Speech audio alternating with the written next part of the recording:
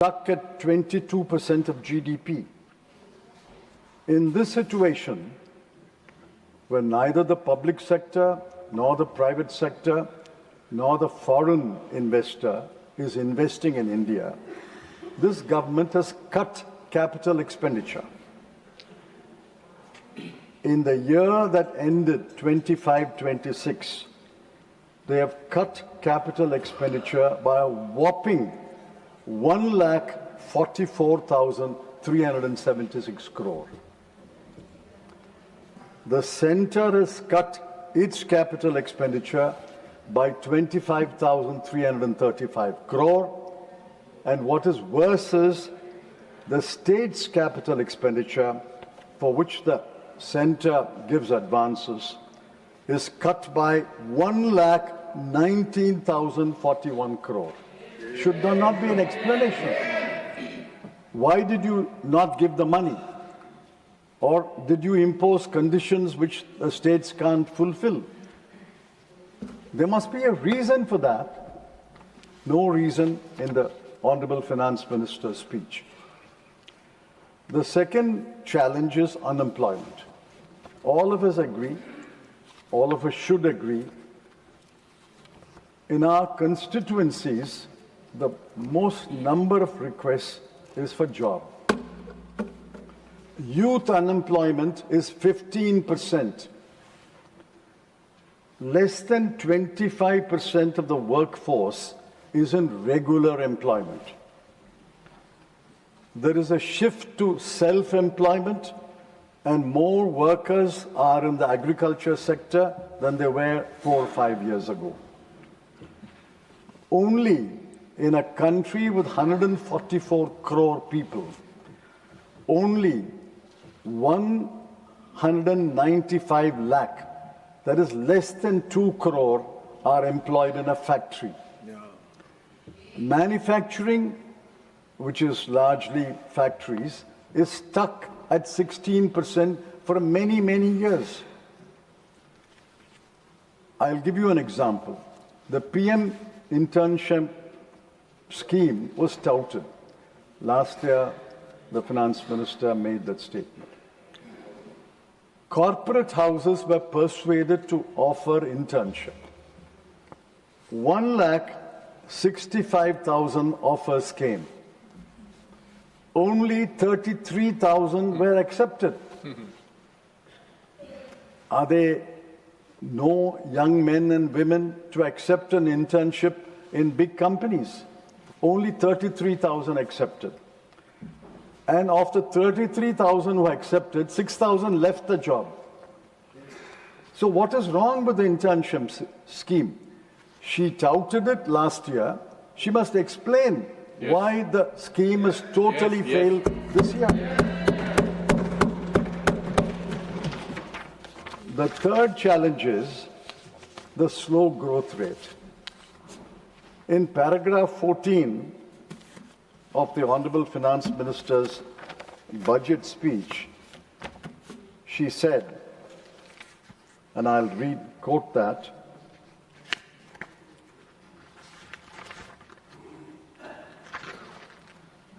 the Reform Express is well in its way and will maintain its momentum to help us fulfill our kartavya. The Reform Express is well in its way. Along with Vande Bharat and Tejas, they may even introduce a train called Reform Express. But the Reform Express is stuck. It's not derailed yet, but it is stuck. Yes. Yes. Look at the nominal growth rate. The nominal growth rate in 2023-24 was 12%.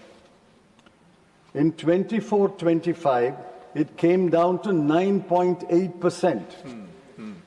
In 25-26, the year which will end in a month, it's come down to 8%. Where is the Reform Express gathering momentum? Where is your bullet train?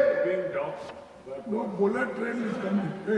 You refer to the real GDP growth, But Dr. Surjit Balla, one of your strongest supporters, has mocked the real GDP growth. That's because your CPI inflation is 0.5%, your wholesale inflation is negative, your deflator is only 0.5. With these numbers, you can always make a GDP growth. But the nominal growth has come down from 12% in 23-24 to 9.8% in 24-25 and 8% in 25-26. I'm glad the Honorable Finance Minister is there. I'm pointing out, Madam, that your paragraph 14 of your budget speech is totally wrong and unacceptable. Yes.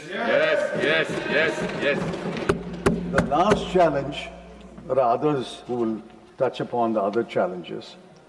No, you've got The 10 slow minutes left. fiscal consolidation. You can speak more. Now, fiscal deficit is a well-known measure, internationally accepted measure. I find that the government is moving away from fiscal deficit to debt to GDP ratio. The Dr. Rangarajan, one of the most knowledgeable economists in this country, has pointed out that the two are interdependent. If fiscal deficit comes down, the debt to GDP ratio will also come down. The debt to GDP ratio comes down, the fiscal deficit will also come down. It's two sides of the same coin. I won't elaborate on that. The fiscal deficit in 25-26 is 4.4%. She has achieved her target. But next year, it will come down only to 4.3%. And the revenue deficit in the current year will be 1.5%. And next year also, it will remain at 1.5%. Now, what is the FRBM target? FRBM target is 3% of fiscal deficit. And the revenue deficit, the ideal is to eliminate the revenue deficit, but it can be up to 1%.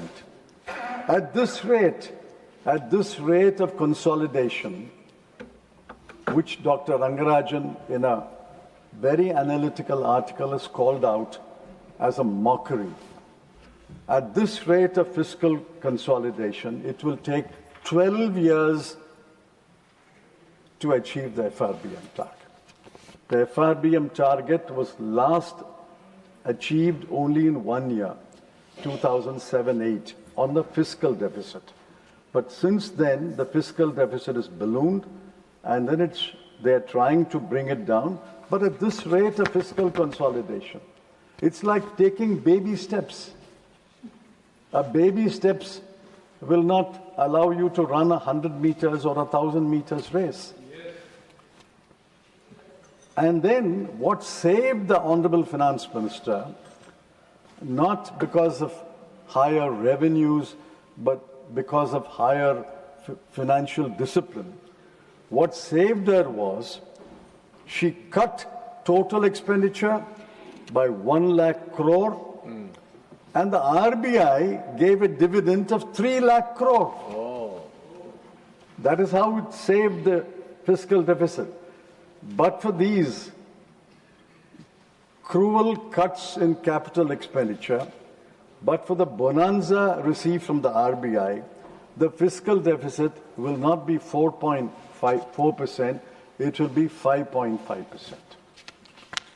Other challenges listed in the economic survey will be taken up by my learned friends.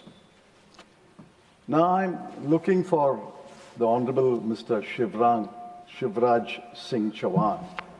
I'm the Honorable Mr. C.R. Patil. I'm amazed. Under one minister's charge, under one minister's watch, agriculture and rural development, there is a cut in expenditure of 60,000 crores. Shame. Agriculture has been cut by 6,985 crore. Rural development has been cut by 53,067 crore. Shame. Rural areas don't require any development. What is the minister doing? What are our officers doing? What are they doing throughout the year?